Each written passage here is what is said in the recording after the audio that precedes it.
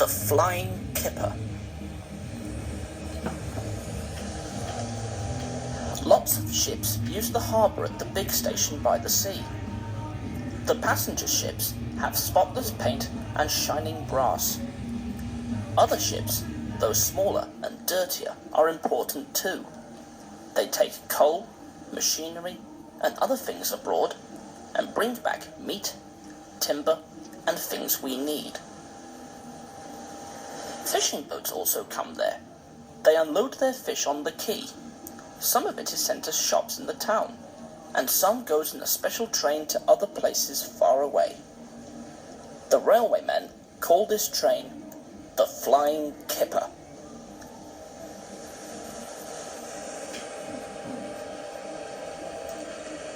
One winter evening, Henry's driver said, "We'll be out early tomorrow. We've got to take the Flying Kipper." "Don't tell Gordon," he whispered, "but I think if we pull the Kipper nicely, the Fat Controller will let us pull the Express." "Hurrah!" cried Henry excitedly. "That will be lovely." He was ready at 5 o'clock. There was snow and frost. Men hustled and shouted, loading the vans with crates of fish.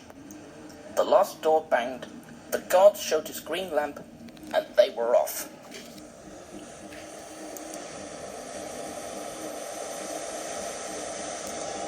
Come on, don't be silly, puffed Henry to the vans as his wheels slipped on the icy rails. The vans shuddered and groaned. Trot, trick, all right, they answered grudgingly. That is better, puffed Henry more happily, as the train began to gather speed. Thick clouds of smoke and steam poured from his funnel into the cold air, and when his fireman put on more coal, the fire's light shone brightly on the snow around.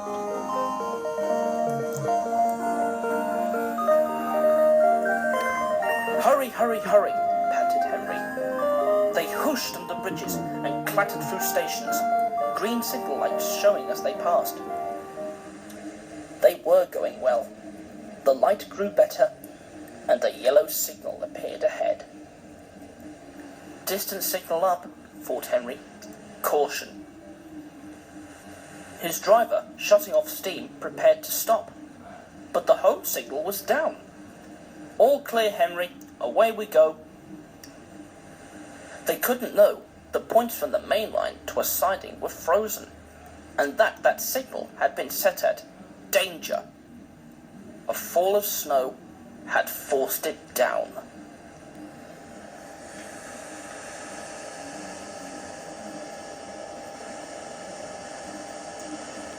A goods train waited in the siding to let the Flying Kipper pass. The driver and fireman were drinking cocoa in the brake van. The guard pulled out his watch. "The Kipper is due," he said. "Who cares?" said the fireman. "This is good cocoa." The driver got up. "Come on, fireman, back to our engine." "Hey," the fireman grumbled, "I haven't finished my cocoa yet."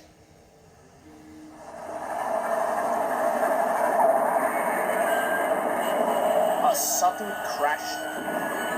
The brake van broke. The three men shot in the air like jacks in the box and landed in the snow outside.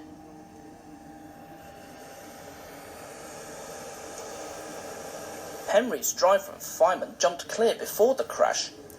The fireman fell headfirst into a heap of snow. He kicked so hard that the driver couldn't pull him out. Henry sprawled on his side. He looked surprised. The goods train fireman waved its empty mug. "You clumsy great engine!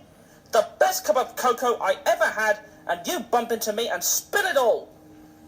"Never mind your cocoa, fireman," laughed his driver. "Run and telephone the breakdown gang."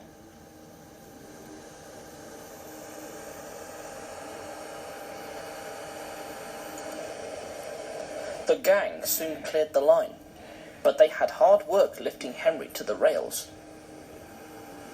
The Fat Controller came to see him. "The signal was down, sir," said Henry nervously. "Cheer up, Henry. It wasn't your fault.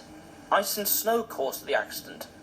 I'm sending you to Crew, a fine place for sick engines. They'll give you a new shape and a larger firebox. Then you'll feel a different engine and won't need special coal anymore. Won't that be nice?" "Yes, sir," said Henry, doubtfully.